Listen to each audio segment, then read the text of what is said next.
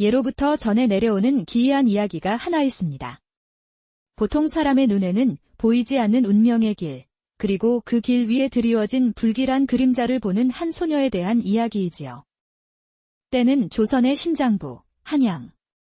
아침 안개가 걷히기 무섭게 저작거리는 흥정하는 소리, 아이들 웃음소리, 수레바퀴 구르는 소리로 가득 차 마치 거대한 하나의 생명체처럼 꿈틀거렸습니다. 그 활기 넘치는 풍경 한가운데 세상의 모든 소란과 무관하다는 듯 웅크린 작은 그림자가 있었습니다. 남루 한 차림에 떼국물이 흐르는 얼굴, 아무렇게나 헝클어진 머리카락을 한 18즈음의 거지 소녀. 사람들은 그저 그녀를 이름 없는 떠돌이로 여기며 무심히 지나쳤지만 소녀의 이름은 아란, 맑은 난초라는 뜻을 품고 있었습니다. 하지만 그녀의 삶은 이름과는 정반대로 진흙탕 속에서 위태롭게 피어난 들꽃과도 같았지요. 아란에게는 남들이 알지 못하는 비밀스러운 능력이자 지독한 저주가 있었습니다.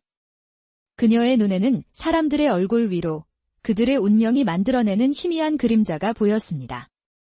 갓을 올린 새신랑의 얼굴에서는 설렘으로 피어나는 나비의 그림자를, 병든 노인의 얼굴에서는 쓰러져가는 촛불의 그림자를 보았습니다. 하지만 그녀가 보는 것은 아름다운 그림자만이 아니었습니다. 대부분은 닥쳐올 불행, 질병, 배신, 그리고 죽음의 형상을 띤 섬뜩한 그림자들이었습니다. 그날도 아라는 저작거리 후미진 담벼락에 기대앉아 오가는 이들의 얼굴에 깃든 그림자들을 애써 외면하고 있었습니다. 제발 아무것도 보이지 않기를. 그저 평범한 사람들처럼 뿌연 흙먼지와 지나는 이의 무심한 표정만을 보게 되기를 간절히 바랐습니다. 하지만 그녀의 바람과는 달리 운명의 그림자는 그녀의 의지와 상관없이 시야에 어른거렸습니다. 바로 그때 비단 가게 앞에서 큰 소리가 났습니다. 값비싼 비단을 몇 필이나 사들인 듯 배가 볼록 나온 한 상인이 가게 주인을 향해 거들먹거리고 있었습니다. 그의 얼굴은 부와 교만으로 번들거렸지만 아란의 눈에는 다른 것이 보였습니다. 그의 기름진 얼굴 위로 서슬퍼런 칼날의 그림자가 섬뜩하게 흔들리고 있었던 것입니다. 그림자는 너무나도 선명하여 금방이라도 그의 목을 벨 듯 위태로워 보였습니다. 아란은 저도 모르게 몸을 떨었습니다. 알려야 한다. 저자에게 다가가 곧 닥칠 위험을 알려야 한다. 마음속에서 그런 외침이 들려왔지만 그녀의 몸은 땅에 뿌리라도 내린 듯 움직이지 않았습니다. 과거 그녀는 이웃마을의 한 안악에게서 물에 빠진 아이의 그림자를 보고 그 사실을 알렸다가 미친 계집 취급을 받으며 매몰차게 쫓겨났었지요. 그리고 다음 날 그 안악의 아이는 정말로 개울에 빠져 싸늘한 죽음으로 발견되었습니다. 사람들은 아란이 저주를 퍼부어 아이를 죽게 했다며 그녀에게 돌을 던졌습니다. 그날 이후 아란은 자신의 능력을 철저히 숨기고 보이는 것을 보지 못한 척, 아는 것을 알지 못하는 척하며 살아왔습니다. 내가 말한다고 해서 바꿀 수 있는 것은 아무것도 없어. 오히려 더 큰 화를 입을 뿐이야. 아란은 고개를 숙이고 두 눈을 질끈 감았습니다. 그녀는 상인의 거들먹거리는 목소리가 멀어질 때까지 그렇게 한참을 웅크리고 있었습니다. 그리고 다음 날 아침, 저작거리에는 흉흉한 소문이 파다하게 퍼졌습니다. 어젯밤 비단 가게의 상인이 주막에서 술값 시비가 붙어 성난 장정의 칼에 찔려 그 자리에서 즉사했다는 것이었습니다. 사람들은 그의 오만방자함이 결국 화를 불렀다며 혀를 찼지만 아란은 그 소문을 들으며 온몸에 피가 차갑게 식는 것을 느꼈습니다. 또 내가 본 그림자가 현실이 되었다.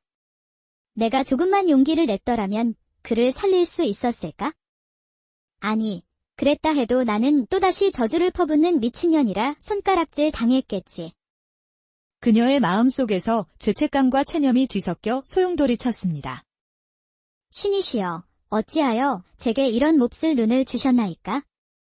차라리 제 눈을 멀게 하여 이 끔찍한 그림자들을 보지 않게 해주시옵소서. 그녀의 눈에 비친 세상은 온통 검고 불길한 그림자들로 가득 찬 거대한 무덤과도 같았습니다. 그녀의 능력은 신의 선물이 아니라 결코 벗어날 수 없는 끔찍한 저주였습니다. 상인의 죽음으로 뒤숭숭해진 마음을 안고 아라는 평소보다 더 깊숙이 몸을 숨긴 채 사람들의 시선을 피하고 있었습니다. 자신의 눈이 다른 이의 불행을 불러온다는 죄책감에 그녀는 누구의 얼굴도 마주하고 싶지 않았습니다. 그저 땅바닥의 흙과 돌멩이, 지나가는 집신들의 움직임만을 멍하니 바라볼 뿐이었지요. 그때였습니다. 장터를 순찰하던 포졸들을 따라 꼿꼿한 자세와 서리빨 같은 기운을 풍기는 젊은 선비 하나가 그녀의 앞을 지나가고 있었습니다. 그의 이름은 윤도영. 사헌부의 점고 강직한 감찰로 불의를 보면 참지 못하는 성정과 칼날 같은 예리함으로 이름난 인물이었습니다. 그는 최근 장안에서 벌어지는 의문의 사건들을 조사하기 위해 민심을 살피러 나온 참이었습니다. 때마침 짐을 가득 실은 수레가 좁은 길을 위태롭게 지나가자 길을 가던 사람들이 허둥지둥 양옆으로 비켜섰습니다. 아란 역시 수레를 피하려다 그만 중심을 잃고 비틀거렸고 마침 그곳을 지나던 윤도영과 어깨를 부딪히고 말았습니다.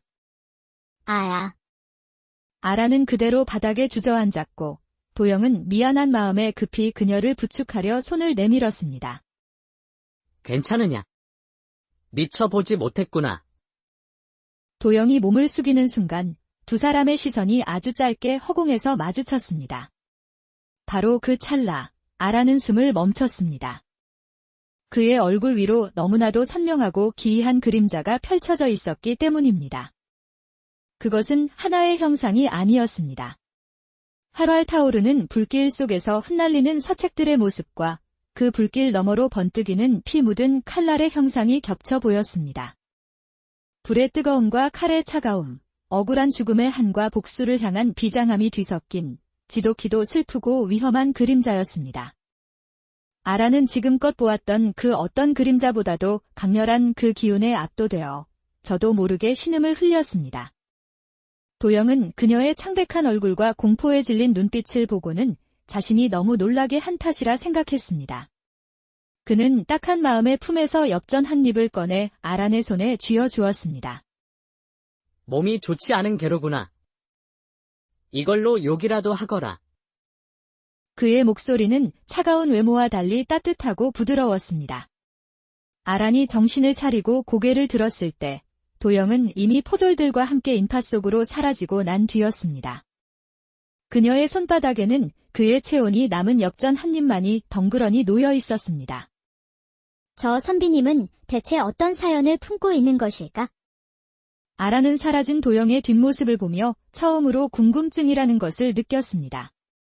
지금까지 그녀에게 그림자는 피하고 외면해야 할 공포의 대상일 뿐이었습니다. 하지만 방금 본 그림자는 달랐습니다. 그 안에는 단순한 불행이 아니라 깊은 원한과 굳은 의지가 함께 서려 있었습니다.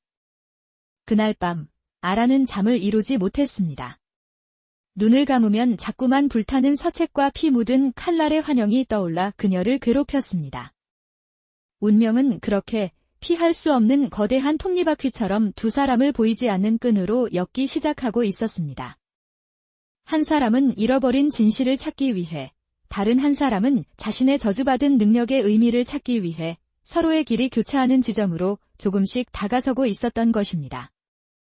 해가 저물고 저작거리의 소란이 잦아들자 굶주림이 아란의 배를 아프게 찔렀습니다. 윤도영이 주고 간 엽전이 있었지만 그녀는 차마 그것을 쓸 수가 없었습니다. 그 엽전은 그녀에게 단순한 돈이 아니라 기이하고 슬픈 운명과의 첫 만남을 상징하는 물건이었기 때문입니다. 그녀는 엽전을 품속 깊이 간직한 채 익숙한 발걸음을 옮겼습니다. 그녀가 향한 곳은 한양에서 가장 화려하고 비밀스러운 장소, 기방 원령각의 후미진 뒷문이었습니다. 원령각은 고관 대작들의 발길이 끊이지 않는 곳으로 그 화려한 만큼이나 수많은 비밀과 정보가 오가는 곳이기도 했습니다. 그곳의 주인인 행수기생 홍매는 30 중반의 나이에도 여전히 사람의 혼을 빼놓는 미모와 상대의 속을 꿰뚫어보는 듯한 깊은 눈빛을 가진 여인이었습니다. 그런 홍매에게는 아무도 모르는 비밀이 하나 있었으니 바로 거지 소녀 아란과의 인연이었습니다. 아란의 어머니는 신기가 강했던 무녀로 젊은 시절 억울한 누명을 쓰고 쫓겨나던 어린 기생 홍매를 숨겨주고 목숨을 구해준 적이 있었습니다. 홍매는 그 은혜를 잊지 않고 아란의 어머니가 병으로 세상을 떠난 뒤 홀로 남겨진 아란을 남몰래 보살펴주고 있었던 것입니다. 그녀는 아란의 기이한 능력을 아는 유일한 사람이기도 했습니다. 아란이 뒷문에 다다라 조심스럽게 기척을 내자 안에서 늙은 하인 하나가 나와 묵묵히 음식 꾸러미를 건네주었습니다. 그날도 아란은 음식을 받아들고 돌아서려는데 안에서 홍매의 목소리가 들려왔습니다. 아란아, 잠시 들어오너라. 아란이 조심스럽게 안으로 들어서자 화려한 비단옷을 입은 홍매가 차가운 표정으로 그녀를 맞았습니다. 그녀는 아란의 창백한 얼굴을 보고 단번에 무언가 일이 있었음을 직감했습니다. 오늘 무언가 본 것이냐? 홍매의 단도직입적인 물음에 아란은 고개를 숙였습니다. 그녀는 낮에 있었던 일, 윤도영이라는 선비와 그의 얼굴에 서린 기이한 그림자에 대해 모두 털어놓았습니다. 이야기를 듣는 내내 홍매의 표정에는 변화가 없었지만 그녀의 눈빛은 예리하게 빛나고 있었습니다. 사헌부 감찰 윤도영이라. 3년 전 영모죄로 억울하게 옥사한 윤참판댁 외아들이로구나. 그 아비의 죽음에 얽힌 비밀이 많다더니 필시 그 그림자는 그 일과 관련이 있겠지. 무섭습니다. 이모. 제 눈이 또 다른 불행을 불러올까 봐 아무것도 할 수가 없습니다. 이 능력은 저주입니다. 그렇지 않습니까? 홍매는 그런 아란에게 다가가 흙먼지투성이인 그녀의 어깨를 부드럽게 감쌌습니다. 아란아. 내 어미는 늘 말했단다. 모든 능력에는 그 쓰임이 있는 법이라고. 칼이 사람을 죽이기도 하지만 위원의 손에 들리면 사람을 살리는 법이다. 내 능력은 저주가 아니다. 그저 아직 내 능력을 제대로 쓸 때와 사람을 만나지 못했을 뿐이다. 두려워하지 마라. 때가 되면 내가 무엇을 해야 할지 스스로 알게 될 것이다. 홍매의 말은 아란에게 작은 위안을 주었지만 그녀는 여전히 두려웠습니다. 자신의 힘으로 감당할 수 없는 거대한 운명의 소용돌이에 휘말리게 될 것만 같았기 때문입니다. 한편 윤도영은 자신의 집무실에서 밤늦도록 꺼지지 않는 촛불 아래 앉아 있었습니다. 그의 책상 위에는 낡고해진 서책들과 누렇게 변한 상소문들이 어지럽게 널려 있었지요. 모두 3년 전 그의 아버지가 남긴 유품들이었습니다. 그의 아버지 윤참판은 강직하고 청렴하기로 이름난 신하였으나 거대한 비리의 실체에 다가섰을 때 역모의 모함을 받고 옥중에서 한많은 생을 마감해야 했습니다. 도영은 아버지의 누명을 벗고 진범을 밝혀내기 위해 사헌부 감찰이 되었습니다. 그의 목표는 오직 정의를 바로 세우는 것이었습니다. 그가 손에 쥔 단서는 아버지가 옥중에서 몰래 전해준 마지막 서신뿐이었습니다. 그 서신에는 모든 진실은 사라진 장부에 있노라. 거대한 흑막의 그림자를 경계하라이는 암호 같은 글귀만이 적혀 있었지요. 흑막의 그림자. 도영은 몇 년째 그 암호를 풀기 위해 애썼지만 아무런 실마리도 찾을 수 없었습니다. 또 다른 단서는 그가 홀로 있을 때마다 겪는 기이한 환영이었습니다. 바로 활활 타오르는 불길 속에서 재가 되어 흩날리는 수많은 서책들의 모습, 그리고 그 불길 너머 차갑게 번뜩이는 피 묻은 칼날의 형상이었습니다. 그러다 문득 낮에 저작거리에서 부딪혔던 거지 소녀의 얼굴이 떠올랐습니다. 유난히 창백했던 얼굴, 그리고 자신을 보고 겁에 질려있던 그 커다랗고 맑은 눈동자. 딱한 아이였지. 제대로 먹지도 못하는 듯하던데. 그는 잠시 소녀에 대한 연민에 잠겼다가 이내 고개를 흔들어 잡념을 떨쳐냈습니다. 그는 내일 아버지의 옛 동료를 비밀리에 만나기로 약속한 참이었습니다. 아버지, 반드시 진실을 밝혀내어 아버님의 원한을 풀어드리겠습니다. 설령 제 목숨이 위태로워진다 해도 결코 물러서지 않겠습니다. 며칠 후 아란은 여느 때처럼 저작거리 한 구석에 웅크리고 있었습니다. 그때 저작거리 입구에서부터 요란한 외침소리가 들려왔습니다. 물러거라. 민판서 대감 행차시다. 곧이어 화려한 가마와 위세 등등한 하인들의 행렬이 나타났습니다. 바로 이조판서 민 대감의 행차였습니다. 민판서는 조정의 막강한 권력자 중 한 명으로 언제나 인자한 미소를 띠며 덕망 높은 재상으로 칭송받고 있었습니다. 마침 가마의 창이 열리고 민판서가 사람들을 향해 부드러운 미소를 지으며 손을 흔들었습니다. 그의 얼굴은 과연 소문대로 온화하고 인자해 보였습니다. 하지만 아란의 눈에 비친 것은 그것이 전부가 아니었습니다. 그녀의 눈이 경악으로 물들기 시작했습니다. 민판서의 그 인자한 얼굴 뒤로 지금껏 본 적 없는 거대하고 끔찍한 그림자가 꿈틀거리고 있었기 때문입니다. 그것은 마치 수백, 수천 마리의 독사가 뒤엉켜 만들어진 거대한 다리와도 같았습니다. 시커먼 독사의 그림자는 민판서의 몸 전체를 감싸고 주위의 모든 것을 집어삼킬 듯한 탐욕과 잔혹함을 뿜어내고 있었습니다. 더 끔찍한 것은 그 독사의 비늘 하나하나가 억울하게 죽어간 사람들의 원혼으로 이루어져 있다는 것이었습니다. 원혼들은 고통스럽게 비명을 지르며 발버둥 쳤습니다. 아란은 숨을 쉴 수가 없었습니다. 저토록 선한 얼굴 뒤에 어찌하여 저런 지옥도 같은 그림자가 도사리고 있단 말인가. 그녀는 거대한 악의 기운에 압도되어 온몸이 사시나무 떨듯 떨려왔습니다. 아란은 저도 모르게 비명을 지르며 그 자리에 쓰러지고 말았습니다. 그녀는 본능적으로 직감했습니다. 저 민판서라는 자는 보통의 악인이 아니라는 것을. 그리고 그 순간 며칠 전 보았던 윤도영의 그림자가 다시 떠올랐습니다. 불타는 서책, 피 묻은 칼날, 그리고 민판서의 얼굴에 깃든 거대한 독사의 그림자. 전혀 관계없어 보이던 두 개의 그림자가 그녀의 머릿속에서 불길하게 연결되기 시작했습니다.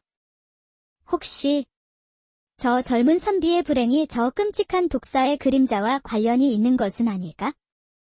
그 생각에 미치자 아란의 마음속에 두려움과 함께 알 수 없는 사명감 같은 것이 싹트기 시작했습니다. 며칠이 지난 늦은 오후, 아란은 허기를 달래기 위해 한적한 골목길의 허름한 국밥집 주위를 맴돌고 있었습니다. 그때 국밥집 안에서 익숙한 목소리가 들려왔습니다. 윤도영이었습니다.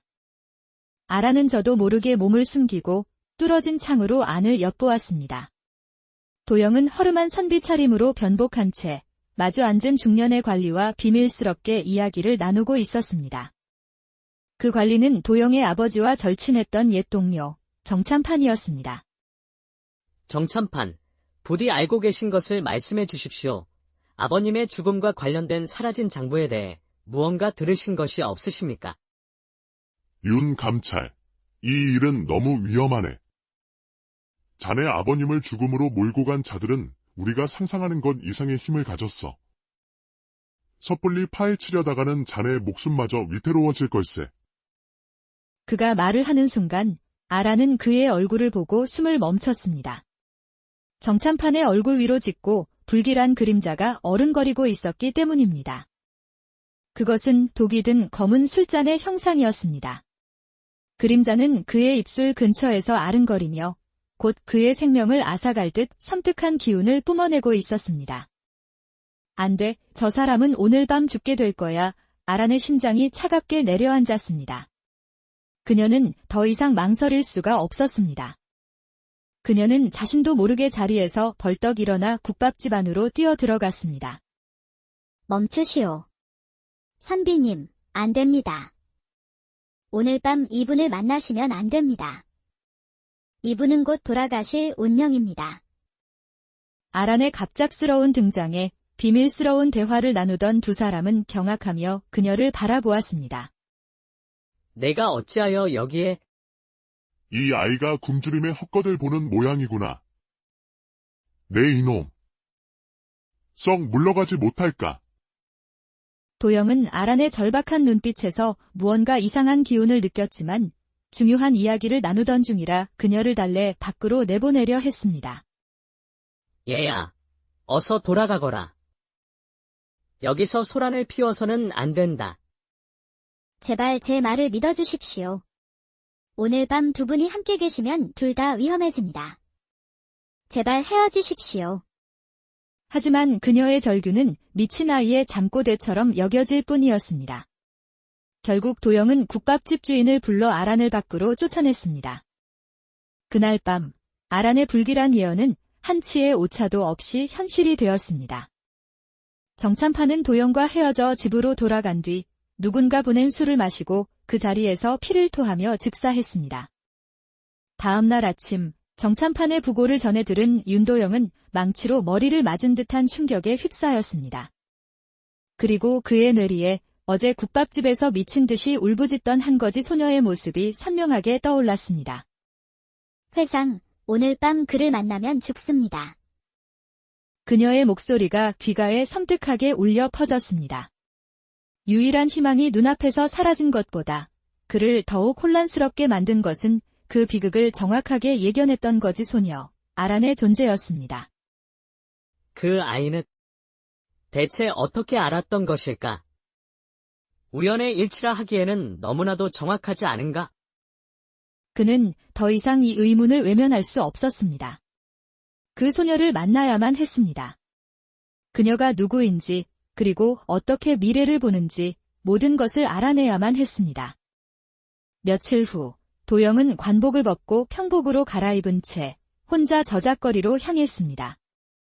한참을 헤맨 끝에 그는 저작거리 가장 후미진 골목 구석에서 잿더미처럼 웅크리고 있는 아란을 발견했습니다. 아란은 며칠 사이 더욱 수척해져 있었습니다. 자신의 경고를 무시한 결과가 결국 한 사람의 죽음으로 이어졌다는 죄책감에 그녀는 거의 아무것도 먹지 못한 채 망연자실해 있었던 것입니다. 인기척에 고개를 든 아란은 도영을 보고는 화들짝 놀라며 뒷걸음질 쳤습니다. 나를 피하지 말거라. 묻고 싶은 것이 있어 왔다. 도영은 그녀의 옆에 조심스럽게 무릎을 굽히고 앉았습니다. 너는 어떻게 알았느냐? 정참판 어른께서 돌아가실 것을 어찌 알았단 말이냐? 아란은 입술을 깨물며 고개를 숙였습니다. 이 사람에게 진실을 말해야 하는가? 말한다면 그는 나를 믿어줄까? 아니, 오히려 나를 요물이라 여기며 관아에 끌고 가지는 않을까? 한참의 시간이 흐른 뒤 아란이 마침내 모기만 한 목소리로 입을 열었습니다. 보입니다. 사람들의 얼굴에 곧 닥쳐올 불행의 그림자가 보입니다. 정참판 어른의 얼굴에서는 독이 든 검은 술잔의 그림자가 보였습니다. 그래서 막으려 했던 것입니다. 아란의 고백은 믿기 힘든 이야기였습니다. 하지만 도영은 그녀의 떨리는 목소리와 공포에 질린 눈빛에서 그것이 거짓이 아님을 직감했습니다. 그렇다면 내게서도 무언가 보았느냐? 처음 나를 보았을 때 너는 몹시 놀란 듯했다. 내 얼굴에서는 어떤 그림자가 보였느냐? 그의 질문에 아란의 몸이 희미하게 떨렸습니다. 그녀는 고개를 들어 도영의 깊고 슬픈 눈을 똑바로 바라보았습니다. 선비님의 얼굴에서는 불에 타는 서책과 피 묻은 칼의 그림자가 보였습니다. 순간 도영의 표정이 굳어졌습니다. 심장이 쿵 하고 내려앉는 듯한 충격이 온몸을 휩쓸었습니다. 불에 타는 서책과 피 묻은 칼, 그것은 바로 그가 아버지를 생각할 때마다 홀로 겪던 기이한 환영과 정확히 일치하는 것이었습니다. 이 세상 누구에게도 말한 적 없는 자신만이 간직한 비밀의 상처를 눈앞의 거지 소녀가 너무나도 정확하게 꿰뚫어 본 것입니다. 그날 이후 두 사람의 기묘한 동행이 시작되었습니다. 도영은 아란을 자신의 비밀 거처로 데려와 허름하지만 깨끗한 옷을 입히고 따뜻한 음식을 먹였습니다. 그리고 아란의 능력을 빌려 아버지의 죽음에 얽힌 진실을 파헤치기 시작했습니다. 아란은 처음에는 두려워했지만 자신의 능력을 저주가 아닌 진실을 밝히는 도구로 인정해주는 도영에게 조금씩 마음을 열기 시작했습니다. 도영은 아버지의 서신에 적힌 흑막의 그림자가 민판서를 가리키는 것 같다고 아란에게 말했습니다. 아란아. 그 자의 그림자에서 무언가 더 본 것은 없느냐? 그의 약점이나 비밀 같은 것 말이다. 아란은 민판서의 끔찍한 독사 그림자를 떠올렸습니다. 그 그림자 옆에는 또 다른 그림자가 있었습니다. 독사의 그림자 옆에 또 다른 그림자가 있었습니다. 마치 주인을 따르는 개처럼, 하지만 그 개는 번개처럼 빠르고 날카로운 칼을 들고 있었습니다. 번개를 품은 칼을 든 개 도영은 그 말을 듣고 무릎을 쳤습니다. 천둥. 민판서 대감이 비밀리에 기르는 자객의 이름이 바로 천둥이다. 그 자가 내 아버지를 죽음으로 몰아간 집행인이었을 게다. 진실의 한 걸음 다가선 순간이었습니다. 이제 그들은 민판서의 자객, 천둥을 찾아내야만 했습니다. 며칠 후 행수기생 홍매가 비밀 정보를 가져왔습니다. 민판서가 오늘 밤 한양 외곽의 폐사찰에서 누군가를 은밀히 만날 것이라는 정보였습니다. 필시 천둥을 만나 다음 일을 꾸미려는 것이겠지요. 두 분께는 위험한 기회일 수도 혹은 마지막 기회일 수도 있겠습니다. 다음 날 밤 도영과 아라는 홍매가 알려준 사찰 근처의 숲속에 몸을 숨겼습니다. 칠흑 같은 어둠 속에서 두 사람은 숨을 죽이고 사찰의 움직임을 살폈습니다. 자정이 가까워질 무렵 복면을 쓴 사내 하나가 유령처럼 나타나 사찰 안으로 사라졌습니다. 민판서였습니다. 그리고 잠시 후 또 다른 그림자가 나타났습니다. 키가 크고 온몸을 검은 옷으로 감싼 사내. 바로 천둥이었습니다. 그는 소리 하나 내지 않고 담을 넘어 민판서가 기다리는 법당 안으로 들어갔습니다. 아라나. 지금이다. 저자의 얼굴을 보거라. 그의 그림자에서 무언가 보이는 것이 없느냐. 아라는 떨리는 마음으로 천둥의 뒷모습을 바라보며 그의 그림자에 집중했습니다. 하지만 그의 그림자는 이상할 정도로 텅 비어 있었습니다. 아무것도 보이지 않습니다. 그저 텅 비어 있습니다. 마치 영혼이 없는 인형처럼. 바로 그때 법당 안에서 짧은 대화를 마친 듯 천둥이 밖으로 나왔습니다. 그리고는 숲 쪽을 향해 매섭게 고개를 돌렸습니다. 그들의 기척을 눈치챈 것입니다. 들켰다. 피해라. 도영이 아란의 손을 잡고 몸을 날리는 순간 서늘한 칼날이 두 사람이 있던 자리를 스치고 지나갔습니다. 천둥이었습니다. 어두운 숲속에서 필사적인 추격전이 벌어졌습니다. 도영은 아란을 보호하며 맞서 싸웠지만 천둥의 무공은 상상 이상이었습니다. 결국 도영은 허벅지에 칼을 맞고 비틀거렸습니다.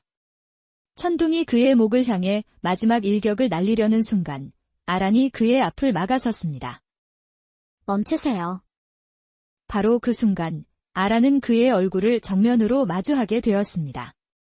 그리고 보았습니다. 복면 아래 가려진 그의 텅 빈 눈동자를. 그리고 그 깊고 공허한 눈동자 속에 깃든 아주 오래되고 슬픈 그림자를. 그것은 5살 남짓한 어린아이의 모습이었습니다. 굶주림에 지쳐 길가에 쓰러져 있던 아이, 그리고 그 아이에게 손을 내밀며 인자한 미소를 짓고 있는 젊은 시절의 민판서. 아이는 그 손을 잡고 아무것도 모른 채 따라 나섭니다. 그 뒤로 아이의 원래 이름과 기억, 그리고 영혼이 검은 그림자가 되어 사라져가는 모습이었습니다. 아라는 숨을 멈췄습니다. 천둥은 처음부터 살인 병기가 아니었습니다. 그는 그저 민판서라는 거대한 악에게 모든 것을 빼앗기고 이름 없는 그림자로 길러진 희생자였던 것입니다. 그만하세요. 아라는 천둥의 텅 빈 눈동자를 피하지 않고 그 안에서 보았던 슬픈 그림자에 대해 이야기하기 시작했습니다. 당신은 어릴 적에 길가에 쓰러져 있었군요. 아주 배가 고팠겠어요. 그때 한 대인이 당신에게 손을 내밀었지요. 따뜻한 밥과 잠자리를 주겠다면서요. 당신은 그 손을 잡았고 당신의 모든 것을 잃어버렸습니다. 이름도, 가족도, 웃고 우는 법까지도요. 천둥의 어깨가 희미하게 움찔거렸습니다. 그 자신조차 잊고 있던 아득한 기억의 파편이었습니다. 당신은 그의 개가 아니에요. 살인 병기가 아니에요. 당신은 그저 모든 것을 빼앗긴 불쌍한 아이였을 뿐이에요. 아란의 눈에서 눈물 한 방울이 흘러내렸습니다. 그것은 천둥을 향한 연민의 눈물이었습니다. 천둥은 괴로운 듯 신음을 흘리며 뒷걸음질 쳤습니다. 그의 머릿속이 혼란으로 가득 찼습니다. 단단하게 닫혀있던 기억의 문이 삐걱거리며 열리는 듯했고 그 틈으로 슬픔, 분노, 억울함 같은 낯선 감정들이 쏟아져 들어왔습니다. 내 주인이 시킨 일이 무엇인지 이제 알겠느냐? 그는 너를 이용해 죄 없는 사람들을 죽이고 그 피로 자신의 부와 권력을 쌓아왔다. 내 아버지도 그렇게 돌아가셨다. 도영의 외침은 천둥의 혼란에 불을 지폈습니다. 그는 머리를 감싸주며 괴로워하다가 결국 칼을 떨어뜨리고 어둠 속으로 미친 듯이 달려가 사라져 버렸습니다. 상황이 종료되자 도영은 긴장이 풀리며 부상당한 다리의 통증을 느끼고 주저앉았습니다. 아라는 급히 다가가 자신의 허름한 옷자락을 찢어 그의 상처를 지혈해 주었습니다. 고맙다. 또 내 덕분에 목숨을 건졌구나. 그런데 어찌하여 그 자를 동정하는 것이냐? 그는 내 아버지를 죽인 원수일지도 모르는 자다. 너를 해치려 한 자객이란 말이다. 그의 눈에는 악의가 없었습니다. 그저 텅 빈 슬픔만이 가득했을 뿐입니다. 악한 것은 그가 아니라 그의 영혼을 훔쳐 그림자로 만들어버린 그 배후의 사람이겠지요. 도영은 아란의 말에 아무런 대답도 할 수 없었습니다. 그는 복수심에 불타는 자신보다 저 연약한 거지 소녀가 훨씬 더 깊고 넓은 눈으로 세상의 진실을 보고 있음을 깨달았습니다. 천둥과의 조우 이후 도영은 사라진 장부를 찾아야만 했습니다. 그는 다시 아란에게 의지했습니다. 아란아, 다시 한번 민판서의 그림자를 떠올려 보거라. 그 거대한 독사의 그림자 속에서 혹시 장부와 관련된 무언가는 보이지 않았느냐? 장소나 물건이나 아주 사소한 것이라도 좋다. 아란은 눈을 감고 거대하고 검은 다리를 튼 독사의 형상에 집중했습니다. 한참의 시간이 흐른 뒤 아란의 입에서 힘겹게 단어들이 흘러나왔습니다. 독사의 몸통 한가운데 아주 작게 다른 형상들이 보입니다. 곧게 뻗은 대나무 숲, 그리고 그 숲 속에 낡고 작은 사당이 하나 있습니다. 그리고 사당의 마룻바닥 아래 땅속에 묻힌 오래된 항아리가 보입니다. 대나무 숲, 낡은 사당, 땅속의 항아리. 그 단어들을 듣는 순간 윤도영의 머릿속에 번개처럼 스쳐 지나가는 기억이 있었습니다. 그것은 바로 그가 아주 어릴 적 아버지와 함께 갔던 외갓집 근처의 비밀 장소였습니다. 그래, 바로 거기였구나. 아버님께서 말씀하신 사라진 장부는 처음부터 사라진 것이 아니었어. 가장 안전한 곳에 숨겨두셨던 것이야.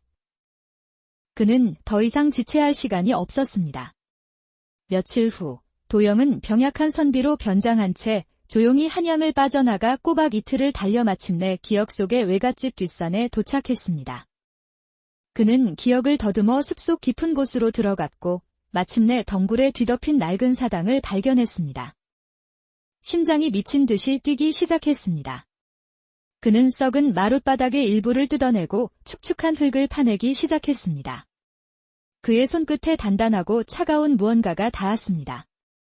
항아리였습니다. 그 안에는 기름종이로 여러 겹 쌓인 두툼한 책 한 권이 들어 있었습니다. 바로 민판서를 비롯한 조정 대신들의 온갖 부정부패와 비리가 낱낱이 기록된 비밀 장부였습니다. 장부의 마지막 장에는 윤참판이 죽기 직전 남긴 혈서가 쓰여 있었습니다. 내 죽음이 헛되지 않기를 바라며 하늘이 이 땅의 정의를 바로 세워주기를 기도한다.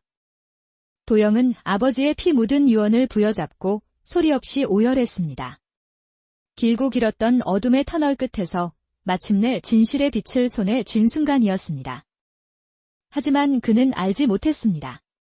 그가 진실에 다가서는 동안 민판서의 마수 또한 아란을 향해 뻗어오고 있었다는 사실을 말입니다.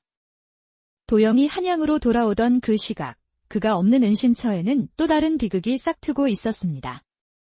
민판서는 도영의 배후에 있는 조력자가 바로 거지 소녀 아란임을 알아냈습니다. 그날 밤 아란이 홀로 남아있던 은신처에 소리 없이 그림자가 들이닥쳤습니다. 민판서가 새로 고용한 더욱 잔인하고 빈틈없는 자객들이었습니다. 아란은 비명 한 번 지를 틈도 없이 자루에 담겨 어디론가 끌려갔습니다.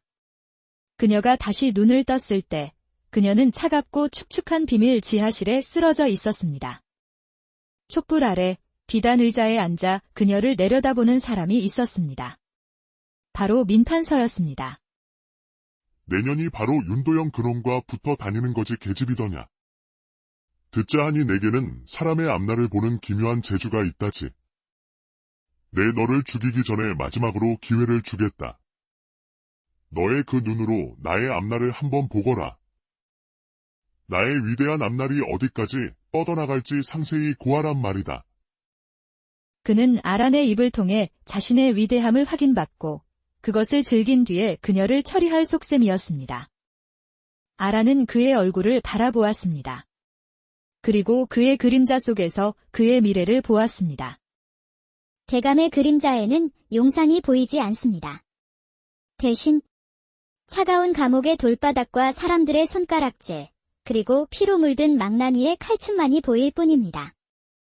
순간 민판서의 얼굴에서 미소가 사라졌습니다. 그의 얼굴이 분노로 흉측하게 일그러졌습니다. 내 인연. 감히 나를 능멸하는 것이냐. 그는 자리에서 벌떡 일어나 아란의 뺨을 거세게 후려쳤습니다. 아란의 입가에서 피가 터져 나왔지만 그녀는 눈 하나 깜짝하지 않고 말을 이었습니다. 당신이 쌓아 올린 모든 것은 피와 눈물로 만들어진 모래성일 뿐입니다. 곧 거대한 파도가 밀려와 그 모든 것을 허망하게 집어삼킬 것입니다. 그것이 당신의 그림자가 보여주는 운명입니다. 닥쳐라. 닥쳐. 이 요망한 것. 여봐라. 인연의 손가락을 하나씩 부러뜨려서라도 장부의 행방을 알아내라. 그리고 날이 박는 대로 쥐도 새도 모르게 처리해버려라. 아란은 이제 모든 것이 끝났다고 생각했습니다. 칠흑 같은 어둠 속에서 그녀는 조용히 눈을 감고 마지막 순간을 기다렸습니다. 한편 한양으로 돌아온 윤도영은 은신처가 텅 비어 있는 것을 발견하고 망연자실했습니다.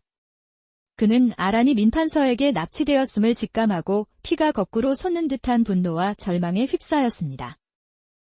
나 때문에 그 아이가. 다급해진 도영은 홍매를 찾아갔습니다. 자초지종을 들은 홍매의 얼굴도 차갑게 굳어졌습니다. 민판서라면 능히 그러고도 남을 인간이지. 아마 오늘 밤 안에 처리해 버릴 걸세? 시간이 없네. 방법이 하나뿐이겠군. 우리에게는 저들의 내부를 흔들어줄 조력자가 필요해. 스스로의 그림자에 갇혀 길을 잃은 자아의 그를 흔들 수 있는 사람은 이제 이 세상에 단 한 사람뿐이지. 바로 아란이 그 아이 말일세. 한편 민판서의 지하실. 아란은 극심한 고통 속에서도 자객들 사이에 무표정한 얼굴로 서 있는 천둥을 발견했습니다. 천둥님. 당신은 지금 당신의 주인이 아니라 당신의 과거를 죽이고 있는 겁니다. 당신의 이름, 당신의 부모님, 당신의 웃음, 그 모든 것을 말입니다. 당신의 그림자가 울고 있어요. 제발 그만하라고. 더 이상은 그림자 뒤에 숨지 말라고. 당신에게 애원하고 있어요. 바로 그 순간이었습니다. 지금까지 나무처럼 서 있기만 하던 천둥이 움직였습니다. 그는 번개 같은 속도로 다른 자객의 팔을 꺾어 버렸습니다. 무슨 짓이냐? 천둥. 네가 감히 대감님을 배신하는 것이냐? 천둥은 아란을 묶고 있던 밧줄을 끊어버렸습니다. 그의 눈은 더 이상 텅 비어 있지 않았습니다. 그 안에는 이제껏 본 적 없는 깊은 분노와 슬픔, 그리고 굳은 결의가 불꽃처럼 타오르고 있었습니다. 그의 마음을 움직인 것은 아란의 말이었습니다. 생전 처음으로 누군가가 자신을 살인 병기 천둥이 아닌 상처 입은 한 인간으로 바라봐 준 것입니다. 바로 그때 홍매의 계획대로 도영이 관군 일부를 이끌고 민판서의 저택을 급습했습니다. 저택이 소란스러워진 틈을 타 천둥은 아란을 데리고 무사히 밖으로 빠져나오는데 성공했습니다. 아란을 구출한 천둥은 그녀를 윤도영과 홍매가 기다리는 안전가옥으로 데려왔습니다. 도영은 그런 천둥에게 다가가 품에서 사라진 장부를 꺼내 보였습니다. 이것이 바로 민판서의 모든 죄악이 기록된 증거다. 나는 내일 아침 이 장부를 들고 어전으로 가 모든 것을 밝힐 것이다. 그리고 너 역시 내가 저질렀던 모든 살인에 대한 죗값을 치러야 할 것이다. 하지만 그 전에 내게 마지막으로 선택할 기회를 주겠다. 평생을 민판서의 그림자로 남아 죄인으로 죽겠느냐? 아니면 이 모든 진실을 밝히는데 힘을 보태고 한 사람의 인간으로서 심판을 받겠느냐? 천둥은 오랫동안 침묵하다가 마침내 고개를 들어 도영을 보았습니다. 그의 눈빛은 더 이상 흔들리지 않았습니다. 다음 날 아침, 조정은 발칵 뒤집혔습니다. 윤도영이 어전에 나아가 민판서의 모든 비리가 담긴 비밀 장부를 증거로 내밀며 그의 죄를 낱낱이 고했기 때문입니다. 궁지에 몰린 민판서는 자신의 저택에서 최후의 발악을 하고 있었습니다. 바로 그때 한 사람의 그림자가 그의 앞에 나타났습니다. 천둥이었습니다. 내 이놈. 감히 내 앞에 다시 나타나다니. 윤도영 그놈의 목을 베어 오너라. 그리하면 내 모든 죄를 사해주고 다시 너를 거두어 주겠다. 하지만 천둥은 그의 말을 듣지 않았습니다. 그는 조용히 자신의 칼을 뽑아 자신의 주인이었던 민판서를 향해 겨누었습니다. 당신은 내 모든 것을 앗아갔소. 그때 밖에서 관군들이 들이닥치고 아란이 도영의 부축을 받으며 안으로 들어섰습니다. 이제 그만 당신의 그림자에서 벗어나세요. 복수는 또 다른 복수를 낳을 뿐입니다. 당신의 삶을 되찾으세요. 아란의 외침에 천둥의 눈빛이 흔들렸습니다. 그는 민판서의 목에 겨누었던 칼을 천천히 거두었습니다. 그리고는 자신의 손에 들린 검을 바닥에 내려놓았습니다. 나는 더 이상 당신의 그림자가 아니오. 그리고는 뒤돌아서서 들이닥친 관군들 앞에 스스로 무릎을 꿇었습니다. 내가 바로 민판서의 명을 받고 수많은 사람을 죽인 자객, 천둥이요. 내가 저지른 모든 죄를 자백하겠으니 국법에 따라 나를 심판하시오. 모든 것을 잃은 민판서는 그 자리에 주저앉아 실성한 사람처럼 웃기 시작했습니다. 그는 결국 관군들에게 끌려가며 자신의 탐욕이 만들어낸 비참한 최후를 맞이했습니다. 며칠 후 의금부에서는 민판서와 관련된 모든 비리가 낱낱이 밝혀졌습니다. 윤도영의 아버지 윤참판의 누명 또한 완전히 벗겨졌고 그의 충절과 명예는 다시 회복되었습니다. 천둥은 자신이 저지른 모든 살인 행각을 상세히 자백했습니다. 그의 죄는 참형을 받아 마땅했으나 그가 민판서의 죄를 밝히는데 결정적인 역할을 했고 도영이 간곡히 선처를 호소한 덕분에 참형 대신 먼 변방으로 유배를 떠나는 명을 받게 되었습니다. 유배를 떠나기 전 천둥은 아란을 찾아와 처음으로 깊이 고개를 숙였습니다. 고맙다. 너는 나의 텅 빈 그림자 속에서 잊혔던 내 이름을 찾아주었다. 이 은혜는 평생 잊지 않으마. 아란은 그의 새로운 출발을 진심으로 응원해 주었습니다. 부디 그곳에서 당신만의 새로운 예로부터 전해 내려오는 기이한 이야기가 하나 있습니다. 보통 사람의 눈에는 보이지 않는 운명의 길, 그리고 그 길 위에 드리워진 불길한 그림자를 보는 한 소녀에 대한 이야기이지요. 때는 조선의 심장부, 한양.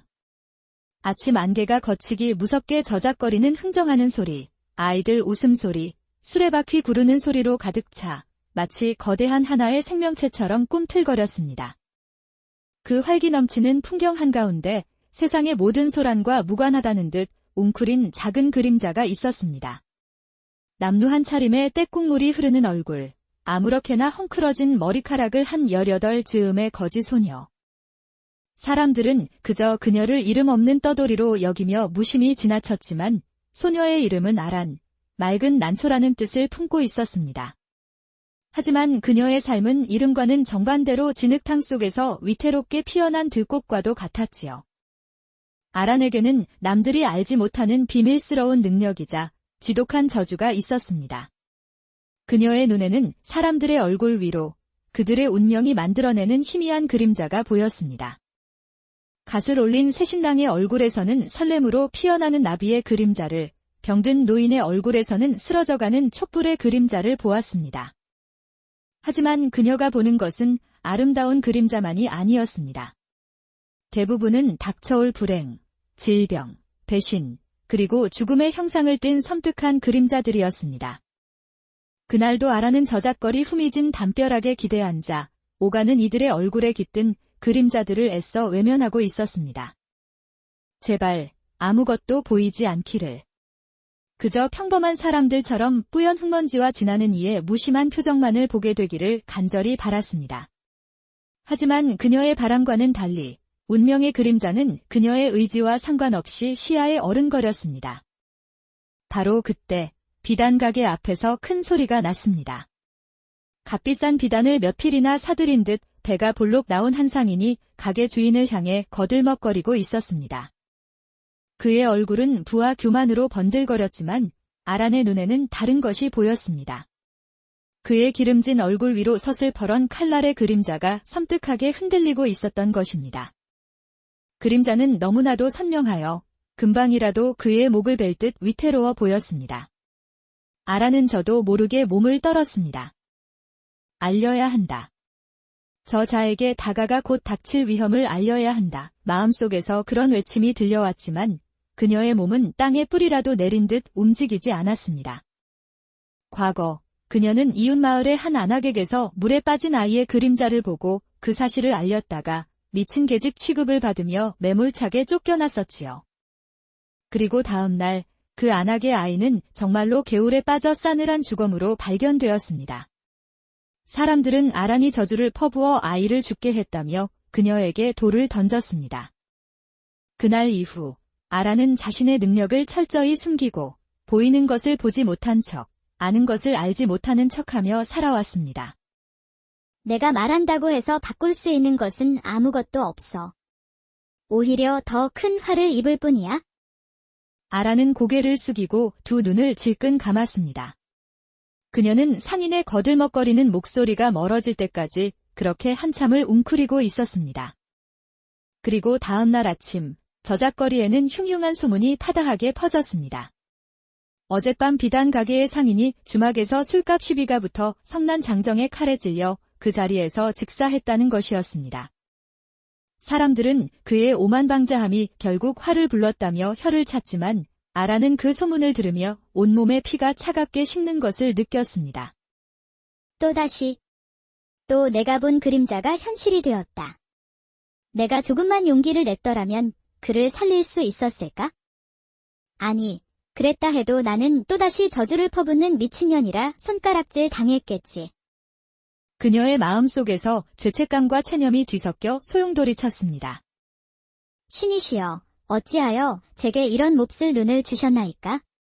차라리 제 눈을 멀게 하여 이 끔찍한 그림자들을 보지 않게 해주시옵소서. 그녀의 눈에 비친 세상은 온통 검고 불길한 그림자들로 가득 찬 거대한 무덤과도 같았습니다.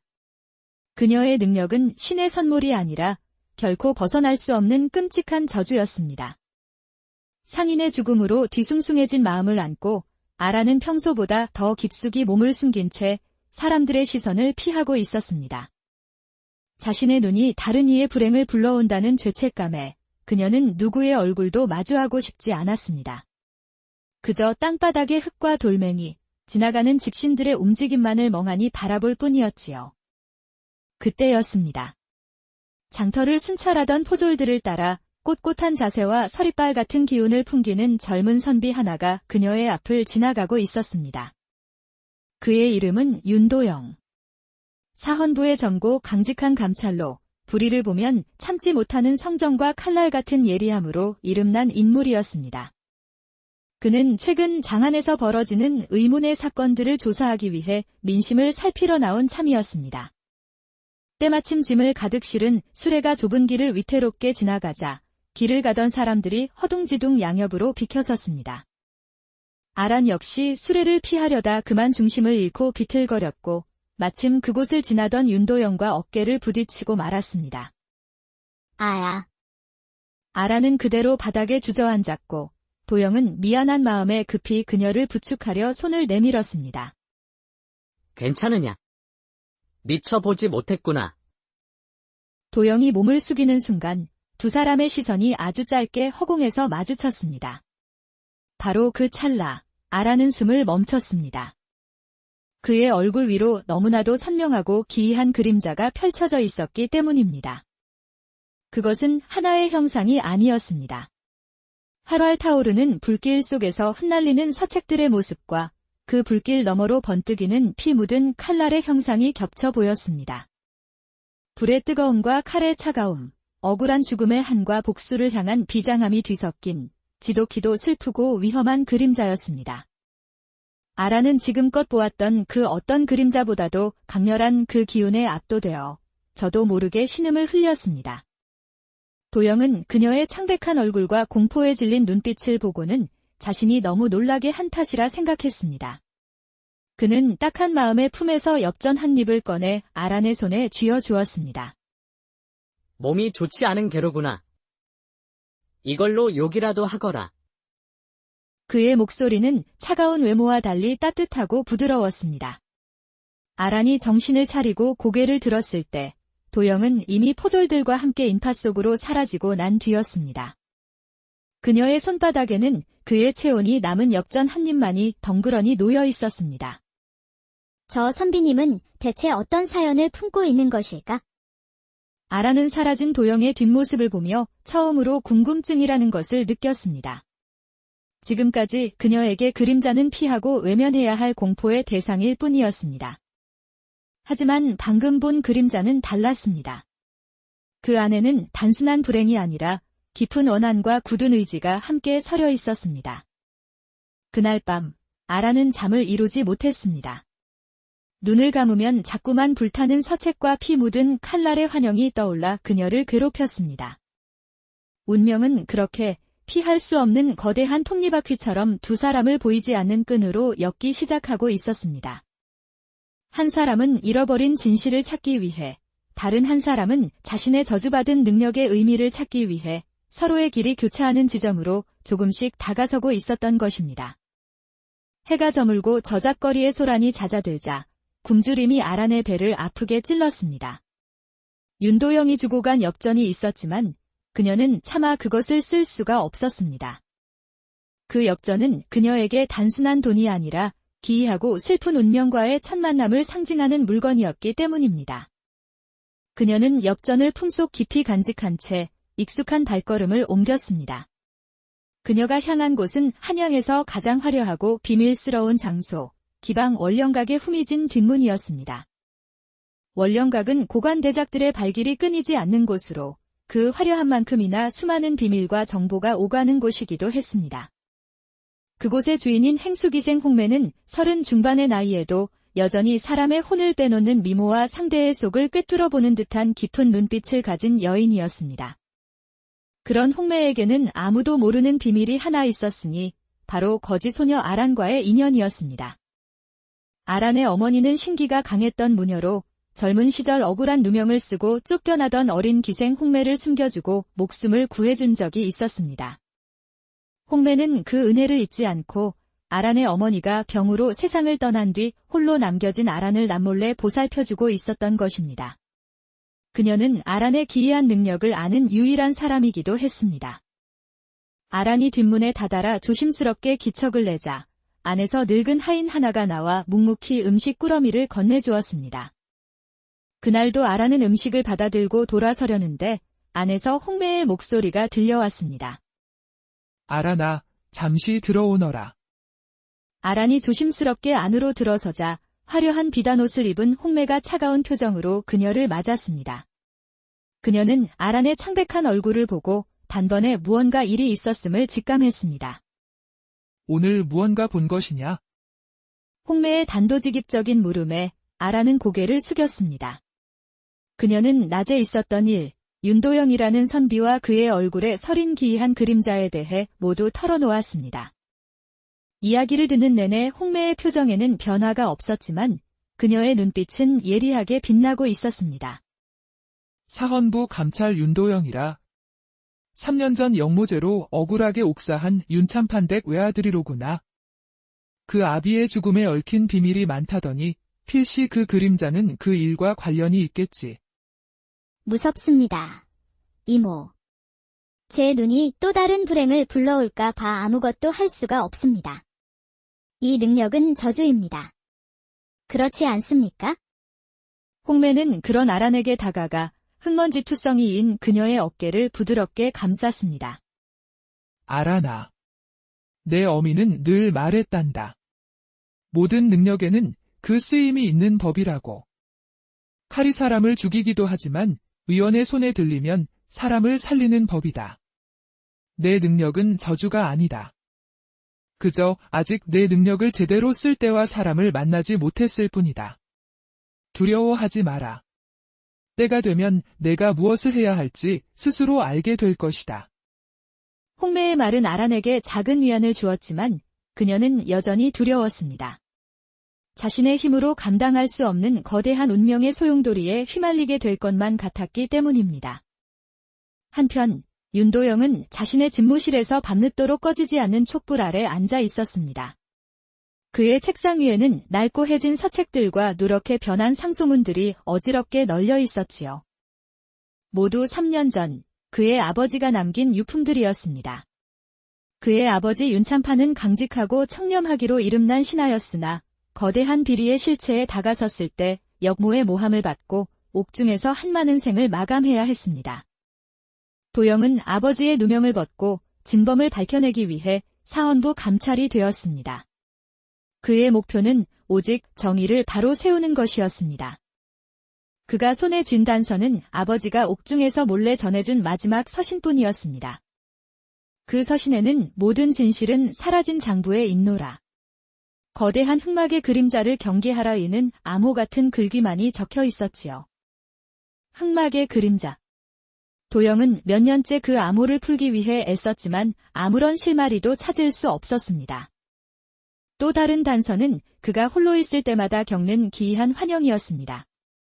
바로 활활 타오르는 불길 속에서 재가 되어 흩날리는 수많은 서책들의 모습, 그리고 그 불길 너머 차갑게 번뜩이는 피 묻은 칼날의 형상이었습니다. 그러다 문득 낮에 저작거리에서 부딪혔던 거지 소녀의 얼굴이 떠올랐습니다.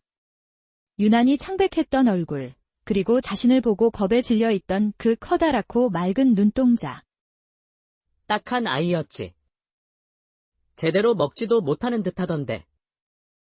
그는 잠시 소녀에 대한 연민에 잠겼다가 이내 고개를 흔들어 잡념을 떨쳐냈습니다.